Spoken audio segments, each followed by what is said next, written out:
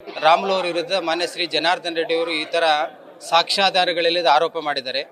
ನೀನು ಒಂಥರ ರೌಡಿ, ಕುಡುಗೋಲು ಮಚ್ಚು ಇಡ್ತಕ್ಕಂಥ ಸಂಸ್ಕೃತಿ, ನೀನು ರಾಜಕೀಯವನ್ನು ಬೆಳೆಸಿದ್ದೆ ನಾನು, ನಿನ್ನ ರಾಜಕೀಯ ನಿರ್ಣಾಮ ಮಾಡೋದನ್ನೇನೋ ಬೆಳೆಸೋದನ್ನೇನೋ ಅಂದರೆ ಈ ಒಂಥರ ಸಂಸ್ಕೃತಿ ಯಾವ ಥರ ಇದೆ ಜನಾರ್ದನ್ ರೆಡ್ಡಿ ಅವರಿಗೆ ಅಂದರೆ ಒಂಥರ ಹಿಟ್ಲರ್ ವರ್ತನೆ ಇದೆ.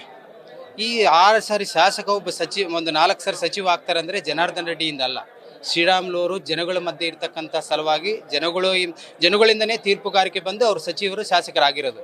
ಆ ಜನಾರ್ದನ್ ರೆಡ್ಡಿ ಈ ಥರ ಮಾತಾಡಿರೋದು ಇಡೀ ಸಮಾಜಕ್ಕೆ ಅವಮಾನ ಮಾಡಿದಾಗ ಅವರು ಈ ಬಂಗಾರ ಹನುಮಂತನ ಮುಂದೆ ತಂದು ಈಗ ಶ್ರೀರಾಮುಲು ಅವ್ರನ್ನೇ ತುಳಿದಿದ್ದಾರೆ ಅಂದರೆ ಬಂಗಾರ ಹನುಮಂತನ ದೇವಕರನ್ನು ತುಳಿಯೋದು ಯಾವ ಮಾತ್ರಕ್ಕೆ ಸುಳ್ಳದು 100% ಸುಳಿತಾರೆ. ಇವತ್ತು ರಾಮುಲುಗಾಗಿದ್ದ ಸ್ಥಿತಿನೇ ನಾಳೆ ಬಂಗಾರ ಹನುಮಂತಗಾಗುತ್ತೆ. ಇದು ಇಡೀ ರಾಜ್ಯಾದ್ಯಂತ ನಾವು ಪೊಲೀಸ್ ವರಿಷ್ಠಾಧಿಕಾರಿ ಕಂಪ್ಲೇಂಟ್ ಕೊಡ್ತಾ ಇದ್ವಿ, ಜಾತಿ ನಿಂದನೆ ಕೇಸ್ ಕೊಡ್ತಾ ಇದ್ವಿ ಜನಾರ್ದನ್ ರೆಡ್ಡಿ ವಿರುದ್ಧ. ಏನಕ್ಕಂದರೆ ರಾಮುಲು ವಿರುದ್ಧ ಸುಳ್ಳು ಆರೋಪ ಮಾಡಿರೋದು. ಯಾಕಂದರೆ ರಾಜಕೀಯಕ್ಕೆ ಬಂದಿದ್ದು ಜನಾರ್ದನ್ ರೆಡ್ಡಿಗಿಂತ ಮುಂಚಿತವಾಗಿ ರಾಮುಲು ಅವ್ರು ಬಂದಿದ್ದು. ರಾಮುಲು ಅವರೇ ಜನಾರ್ದನ್ ರೆಡ್ಡಿ ಕರ್ಕೊಂಡು ಬಂದಿದ್ದು. ಎನೋಬಲ್ ಸಂಸ್ಥೆ ಅಂತ ತೆರೆದಾಗ ಅಲ್ಲಿ ಮುತ್ತಿಗೆ ಹಾಕಕ್ಕೆ ಬಂದಾಗ ರಾಮುಲು ಹಾಗೂ ನಮ್ಮ ಸಮಾಜ ಅವ್ರ ಜೊತೆಗೆ ಇದ್ದಿದ್ದದಕ್ಕೆ ಅವ್ರು ಎನೋಬಲ್ ಅಂತ ಒಂದು ಸಂಸ್ಥೆ ತೆಗೆದ್ರು. ಆ ಸಂಸ್ಥೆಯಿಂದ ಈ ಮಟ್ಟಕ್ಕೆ ಬೆಳೆದಿದ್ದಾರೆ. ಅದಕ್ಕೆ ಅವ್ರು ಮಾಡ್ತಾರೆ ಸುಳ್ಳು. ರಾಜ್ಯಾದ್ಯಂತ ಉಗ್ರವಾದ ಹೋರಾಟ ಮಾಡ್ತೀವಿ, ಎಲ್ಲ ಪೊಲೀಸ್ ವರಿಷ್ಠಾಧಿಕಾರಿ ಕಂಪ್ಲೇಂಟ್ ಕೊಡ್ತಾ ಇದ್ವಿ, ಅವ್ರ ಮನೆ ಮುಂದೆ ಧರಣಿ ಮಾಡ್ತೀವಿ.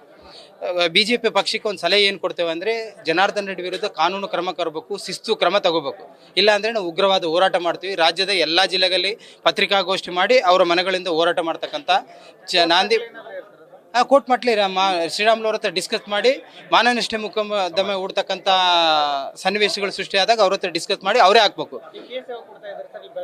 ಇವತ್ತು ಈಗ ಹೋಗಿ 10 ನಿಮಿಷದಲ್ಲಿ ಬಳ್ಳಾರಿ ಪೊಲೀಸ್ ವರಿಷ್ಠಾಧಿಕಾರಿಗಳು ಕೊಡ್ತೀವಿ. ನಮ್ಮವರಲ್ಲಿ ಜಾತಿ ನಿಂದನೆ ಹಾಗೂ ಮಾರಕಾಸ್ತ್ರಗಳು ಇಟ್ಕೊಂಡು ಬಯಲಿಗೆ ಸ್ಲಂಬು ಒಟ್ಟು ಜಾತಿ ನಿಂದನೆ ಮಾಡಿದ್ದು ಪ್ರಕರಣಗಳು ಪ್ರಮುಖವಾಗಿ ಬರ್ತಾ ಇದೆ. ಜನಾರ್ದನ್ ರೆಡ್ಡಿ ವಿರುದ್ಧನೇ ಕೊಡ್ತಾ ಇದೆ. ಓಕೆ, ನ್ಯೂಸ್ ಫಸ್ಟ್ ನಿರ್ಭೀತಿಯಿಂದ ನಿಮ್ಮ ಪರವಾಗಿ.